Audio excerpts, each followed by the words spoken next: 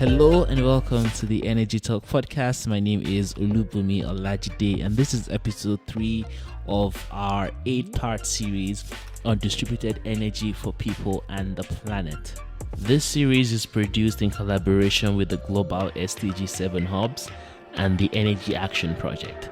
Now, in case you're not caught up, episode 1 of this series covered practical solutions and political action, where we discussed how technology and policy combine to drive true innovation in the off-grid energy space. And episode 2, we explored something that was particularly new to me, how decentralized renewable energy and particularly energy-efficient equipment is changing the lives of farmers with less than 2 hectares of land that account for 85% of all farmers in India. And this is also the group that's most affected by climate change. You do not need to listen to this series in any particular order, but if you do find this interesting, please be sure to share with a friend or a colleague and follow us wherever you listen to your podcast. Now passing off to the host of this series, Marilyn Smith, to tell us more about this episode.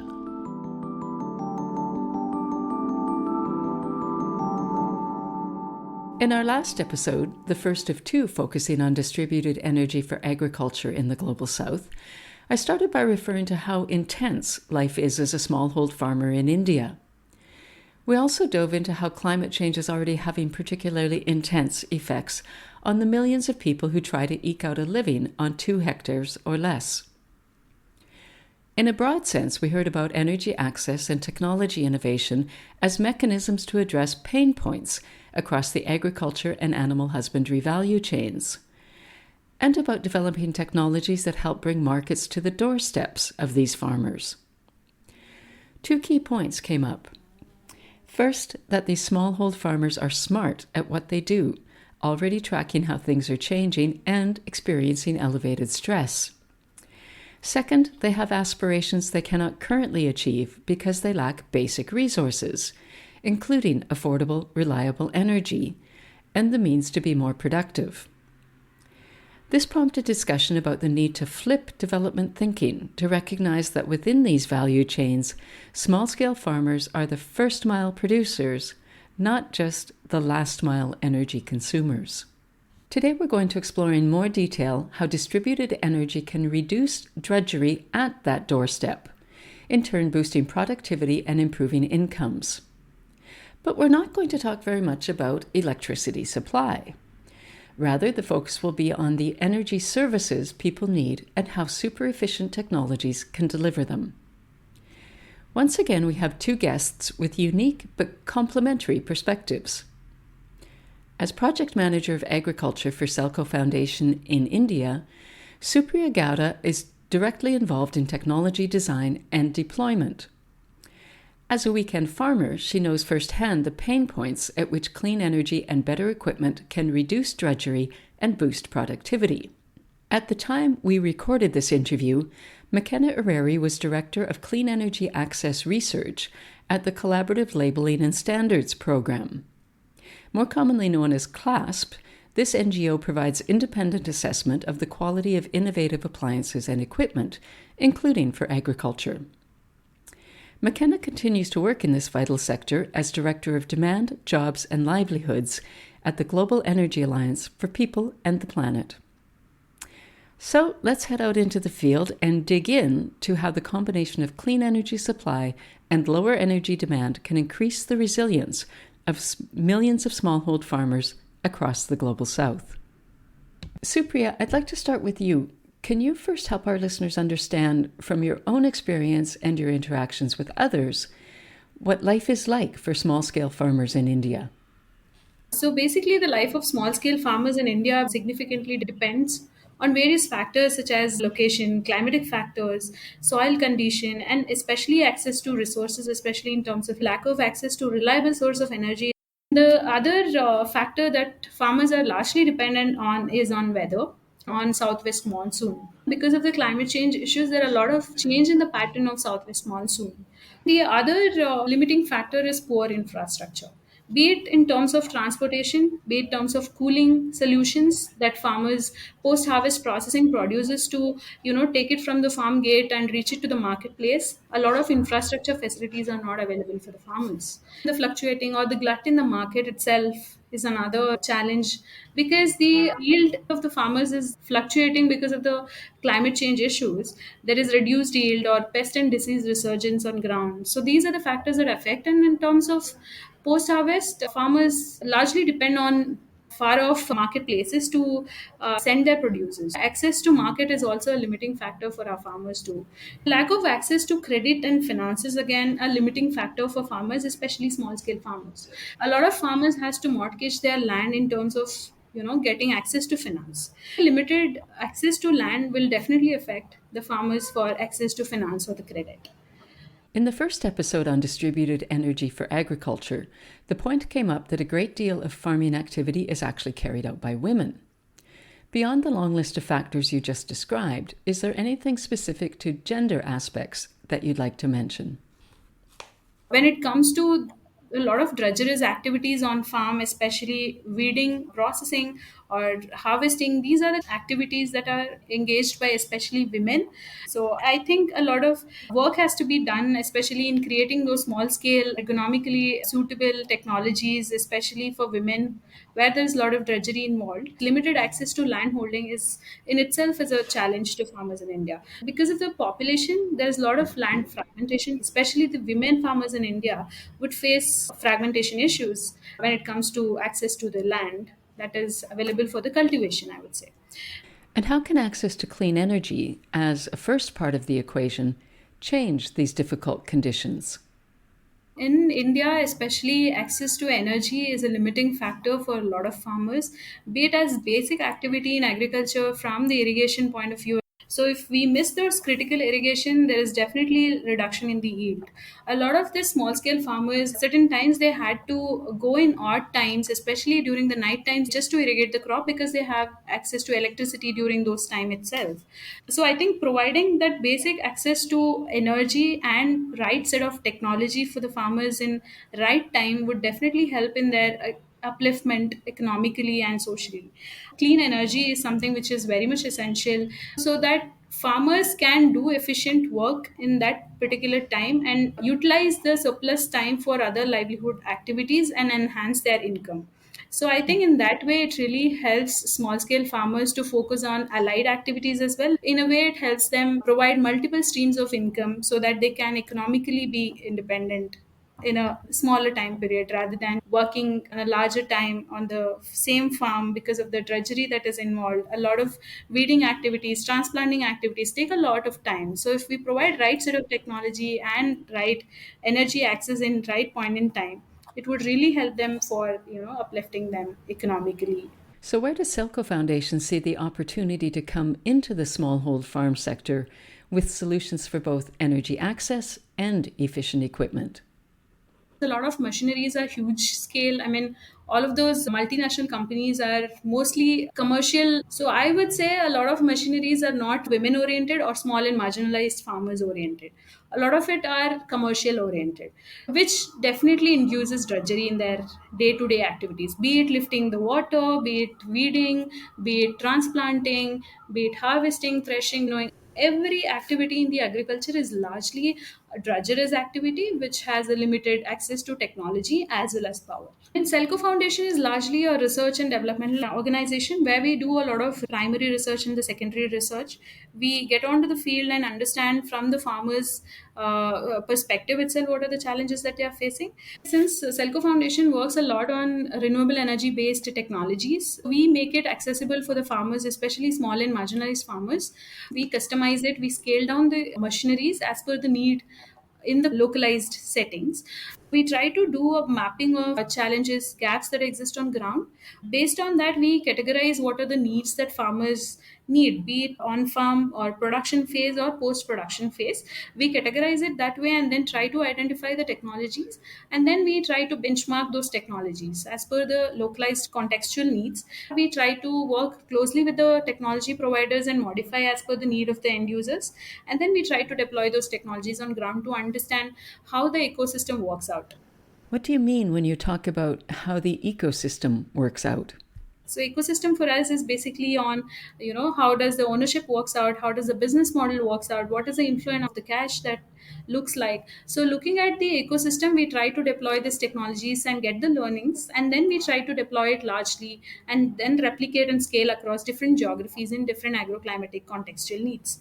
During this journey, we try to look at the other ecosystem pieces, like introducing it to the NGO partners or grassroots level innovators. If there are any farmer innovators, we try to work with them closely to provide those technologies which can address those issues that exist on the community level in itself. So other than that, I think SELCO Foundation has been working closely with a lot of other ecosystem players or the key stakeholders to deploy those technologies and replicate and scale. Once we get the good learnings from the ground, I mean, once we are done with the package of the solution, we then try to deploy it and then replicate and scale and take it to different geographies and multiply. Makena, I'd like to turn to you now. When we talk about access to energy for agriculture, many people immediately envision installing solar panels to bring more affordable and reliable electricity to these smallhold farms. But CLASP is very focused on the demand side of the equation. Why is that so important, and how do you do it? So, we do need energy, right? We need energy, but more importantly, we need the service that energy provides. And I think sometimes there's a disconnect there between supplying energy through solar home systems or mini grids or even the grid. And then the next part, which is that what does that energy enable a person, a farmer, a household to do? And so to deliver that kind of service, let's say cooling, maybe that's what you need, or maybe you need water if you're a farmer in Supriya's beautiful examples. You need something in between you and the energy supply to deliver that service. And for us, it's an appliance or a machine. And that's where CLASS focuses most of their work. How do we make the highest quality or enable the highest quality appliances that can deliver this service as efficiently and as reliably as possible? And that's kind of what we mean by demand side. The other side of the equation, after the energy has reached the end user or the end customer, and how they make use of it and how we can enable them to make better use of it. And that's really, really important, because if you get the demand side wrong, a lot of things can happen. In the context of climate change and the current energy crisis and the transition to distributed renewables, the demand side is getting a lot more attention. Can you tell us more about what kinds of things can go wrong? First of all, we've seen a lot of energy infrastructure built that is over capacity and therefore does not make financial sense and then stops being operated. We see this in mini grid cases over and over again because they didn't estimate how people were going to use the energy correctly, right? Or whatever they estimated didn't come to pass. Another way why it's super important is that it can lead to unnecessarily consumption of what is essentially scarce resources. The way we're producing energy right now across the world, a lot of it is renewable, but let's be honest, a lot of it isn't, and it's exploiting very scarce resources. So if you don't think about like the efficiency on the demand side and the high quality there, then we're just generating a lot of energy that we probably don't need to. And all the links that we know are there to climate change. So I think for us, that's what we really want to focus on. How do we make the best or enable the best appliances that make efficient use of energy, that enable people to estimate the right kind of demand so that anybody who needs energy has affordable and, I guess, sufficient supply for them. And those two parts of the equations must be balanced. We can't think of one without the other. What role does CLASP play in the ecosystem that Supriya referred to? We are not a manufacturer or a distributor of appliances. So what CLASP does is work with the market, to work with the manufacturers and distributors. And the way that we do that is to build an ecosystem for them. So let's say an issue is financing. We put together flexible financing schemes that allow them to put their products or to sell more products in kind of harder to reach areas, for example. Or let's say we're not really sure about the quality of some appliances that are being developed, then we have a quality assurance program that supports that and makes sure that the right appliances are put into the right places. So we are kind of like a market enabler rather than the manufacturer and or distributor. Thanks for that very helpful clarification. The kind of appliances that we support, especially for farmers, are solar water pumps. These are some of the most crucial appliances, especially at the production stage, right? We've been hinting around climate change, are really important. Storage is necessary, and cooled storage is really necessary. And that could be in a small scale, a refrigerator scale, but it could also be like a big cold store, right? A container sized cold store. Processing appliances, so like grain mills, shaft cutters, anything that transforms some agricultural product into a more usable form. We support a lot of those. And let's not forget that farmers also have households. So we do also focus a lot on household appliances like TVs, radios, fans in a heating climate, really important. So those are, I guess, a few examples of some of the appliances we're talking about here. We've talked about the energy supply and demand sides of the daily work of smallhold farming. But one thing that came up while I was doing background research for this interview was the need for affordable energy for communications. How does that come into play in small scale agriculture? Farming is a really low margin activity. There isn't a lot, extra income to take back. One of the biggest hurdle that farmers are faced, as we've talked about, is getting access to market or even getting information, right? To be able to maximize their farming output and even the sales of their farm produce. So being able to understand what's happening out there or being able to get all kinds of information is really crucial. But the problem is, a lot of the time, many farmers are in rural areas. They're off the grid, so they don't even have a power source to power a communication device, let's say a phone or a radio. And when they have access to those kind of things, they can be really expensive. And so it's really crucial that they have ways to affordably exchange information. And we have seen people innovating with, for example, SMS on sending farming information about the weather, predictive weather information. We take that for granted with our smartphones.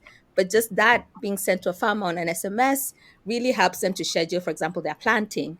And so it's really important to help to put some of these devices in farmers' hands. And solar home systems are doing a good job of that, especially in Africa, of being able to provide a source of light and maybe a way to charge at least a mobile phone, even if not necessarily a smart one. Do you want to add anything to that, Supriya? I mean, communication is very much essential for farmers, especially in terms of marketing or getting the information on weather or agroclimatic conditions. If the farmer is able to access any information, it's really helpful for them to take precautionary measures. If they do not have the access to proper, reliable access to energy, then it would lead to miscommunication. And at the end, farmer has to face issues in terms of weather hazards or rainstorms or any other issues that exist in climate. Those kind of issues are really what affects the farmer if they do not have get timely access to communication or the digital platforms. In the introduction, I mentioned the idea that transforming both energy supply and energy demand could enhance the resilience of smallhold farmers. In what ways is resilience something bigger than boosting productivity or improving their economic situation? The climate friendly practices not just helps in improving the production and productivity of agriculture, but it also reduces dependency on additional inputs, which will ultimately affect them economically. Within SELCO Foundation, we have been promoting farmers especially to go for climate resilient crop cultivation, especially in terms of like small grains which are very resilient to climate change. So those crops promoted by us, and but also helps in economic situations, but also in their ability to adapt to the changing climatic conditions. It's not just the mitigation strategy, but it's also an adaptation strategy that we are trying to build. So promoting such climate resilient crops and also promoting climate smart agriculture in terms of digital agriculture, precision agriculture, promoting micro irrigation sensors, moisture sensors in order to reduce the consumption of water. These kind of precision agriculture tools will also not just helps the farmer to adapt to the climate change issues, but also in terms of reducing that burden on the environment by reducing input that are required for the crop cultivation. It reduces the intensity of the inputs that are used. Timely monitoring of soil health will help the farmer not just reducing the input that is taken for the crop cultivation, but it also helps in economically it makes it viable. The farmer do not have to go for additional application of fertilizers in case if he know very well about the soil health condition. In terms of irrigation, when it comes to precisely tell the farmer what is the moisture content in the soil, so the farmer will be able to give that precision irrigation to the crop. It not just reduces the water consumption, but also reduces the amount of money that he has to bear for the irrigation water. Yeah, to add to that, I think we've been focusing for a very long time on the economic growth of the farmer, which is important because growing the farmers' incomes and their livelihood does give them some sort of resilience. They can weather hazards and risks and disasters much better. But actually, the other piece, which you're talking about, how is it bigger and how is it different to build resilience, is that we have to think about the external factors that will affect them. That there's no, I guess, you can't not have a changing weather, right? You can't run away from that. It's a hazard and a risk that is already affecting millions of farmers. The changing weather patterns that the Supriya talked about and the ones that we're seeing, for example, in East Africa with this extended drought are already affecting farmers. And kind of doesn't matter how economically well off they are, it's happening. And so providing them with tools and equipment that allow them to ride that period is really important. And for us, we think one of the biggest tools, especially to reduce the water stress caused by drought and the changing patterns, is the solar water pump. Because at least then they can tap in groundwater resources that are less likely to be affected by short-term weather changes. In a longer term, we have to think deeper and think wider. But at least in the short term, they can ride that period with equipment like that, with things that we've talked about, with communication. They can decide when to plant. With kind of equipment we're talking about, like moisture meters in the soil, they can limit the amount of water they're extracting with the solar water pump. So all these kind of tools and information and equipment really help the farmers weather that period, and hopefully then the rains come and things start to level out. But without that, building that resilient for that short period, sometimes we see farmers declining and not being able to come back up. And even when we're talking about resilience, the pandemic really taught us about how to build resilience even more, right? Beyond the technology, but also in terms of the education that farmers have, the means of transport, the means of communication in a pandemic era where you can't go anywhere, right? But you want to be able to sell things to market. So I think there's a lot that needs to be built into that to help farmers weather these shocks. Supriya, we touched very briefly on the fact that SELCO Foundation is working on technologies across the supply chain. And just now you've mentioned climate resilient crops. It happens that the United Nations has declared 2023 as the International Year of Millet, which was requested by India. Can you talk a little bit about the set of technologies SELCO Foundation has developed to boost efficiency and resiliency across the millet supply chain?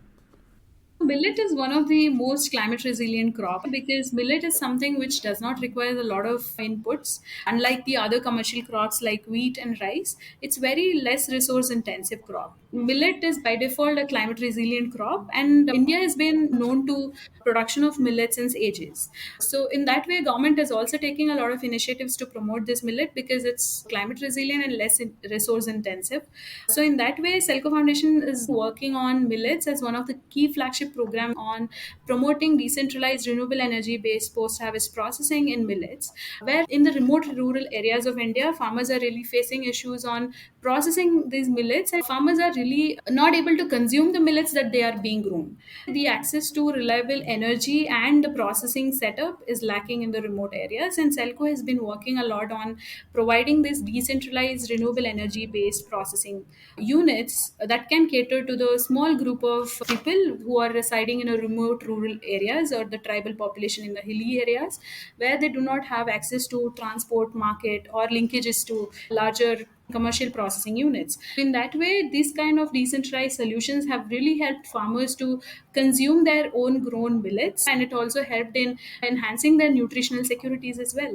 I mean, otherwise farmers would always depend on the markets or where it get processed and hits the market with double the price, where the affordability also is a challenge for the farmer. This is something what SELCO Foundation is also aiming to scale it up in this year of International Millet Year. We would really like to take this decentralized processing unit across India and see if we can bring in larger stakeholders' interest as well, and we can influence the policies as well around it to being adopted by a larger community. Makena, I'd like to come back to you in response to what Supriya just said and what you mentioned earlier about CLASP working with manufacturers and distributors.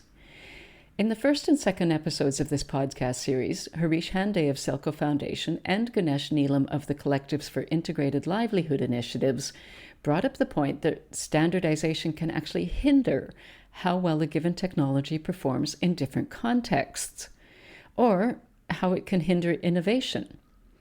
How can CLASP help manage this dilemma?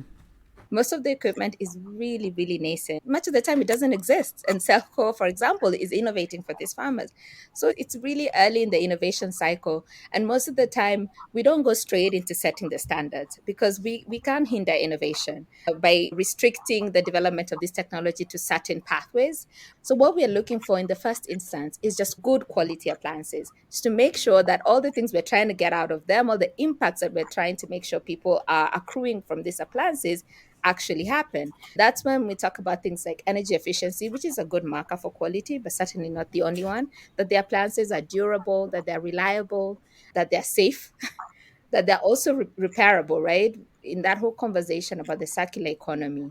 And so when we look at all these markers, we say, okay, that appliance has quality. And how we verify that is using test methods. We do independent testing ourselves with the networks of lab we have across the world to do different levels of testing depending on how new and nascent the appliance is versus some that are very commercially available. Let's say a fridge. Are you also trying to understand how these appliances and equipment can change people's lives in the field? So I just wanted to a little bit add on what Supriya is saying, because we've done quite a bit of research to understand the impact of some of these appliances on consumers who are using them. And some of the things we say are exactly what she's saying. There's that reduced drudgery. You can spend that time doing something else. But also the ease of things that we take for granted, like access to water or the ease of getting information. We did one survey in Kenya where it was around the election time, and people really appreciated being able to understand, to get political messaging right to their house through a TV. And so this is some of the things we take for granted. Some of these appliances that we're talking about for farmers, for rural households, have a transformative, almost catalytic life impact. Sometimes it's hard to see when we are so used to them as the basic appliances that we have in our own homes. The kind of effect that extra information, added lighting, extra access to water or ease of it can make it. When we talk about fridges, women are spending much less time going back and forth to markets to try and feed their families. It's not just a livelihood and economic gain. There's some social gain here. There's a empowerment gain from some of these appliances. And majority of farmers are women in sub-Saharan Africa, especially, maybe a lot less so in India, but there are a lot of farmers in India who are women as well. And so really that element of independence and empowerment is super important. And it's maybe not just about money, although that's the livelihoods are key. In the second episode of this series, Ganesh Neelam and Huda Jaffer talk a lot about using energy and efficient technologies to address the pain points across the agriculture value chains. I'm really pleased to hear that you're also looking to identify and measure both the economic and social gains, knowing that lack of access to energy leads to severe time poverty, particularly for women.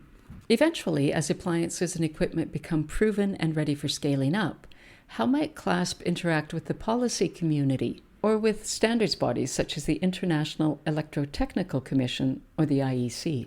At this point, we're just trying to say, hey, can we make sure that the right high quality appliances are making it into your markets or are being developed in your markets so that they're serving the end consumer as you expect. And so most of the time, what we're doing is influencing the inclusion criteria, let's say for subsidy programs, or influencing the inclusion criteria for resource-based financing, which is the way we can help to make sure that the right kind of equipment is being deployed. That's where our conversations are mostly with policymakers. But certainly as we evolve the appliances, as they get more kind of used and more tested, and we get to a point where they're really just commercially ready, then we move to the point of engaging with the IEC to set international standards or local standards, right? For country by country. Sometimes that's, first of all, necessary before we go to a regional body or international body. So it's kind of like a mixed bag approach depending on where the appliance is at in terms of its life cycle, I guess.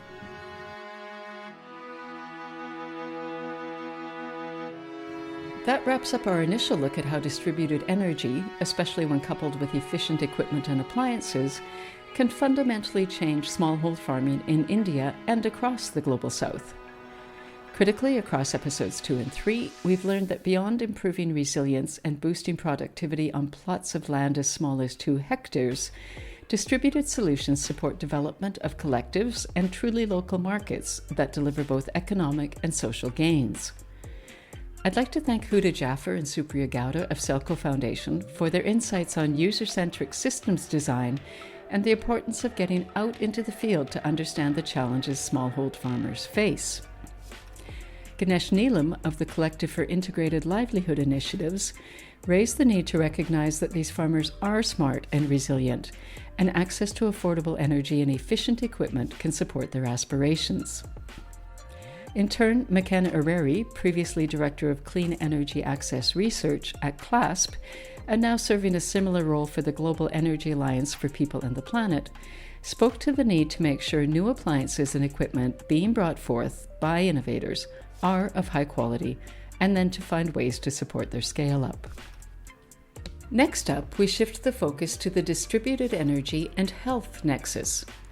Again, over 2 episodes, we'll probe questions such as how lack of access to affordable energy undermines individual health and well-being, and the ability of remote clinics to deliver the level of healthcare people in their communities need. We'll also learn about the massive scale-up now taking place in the Indian state of Meghalaya, where alignment of technology solutions and policy push is aiming to electrify and equip 25,000 healthcare clinics by 2026. If you haven't done so yet, check out past episodes of Distributed Energy for People and the Planet by searching The Energy Talk on your favorite podcast platform.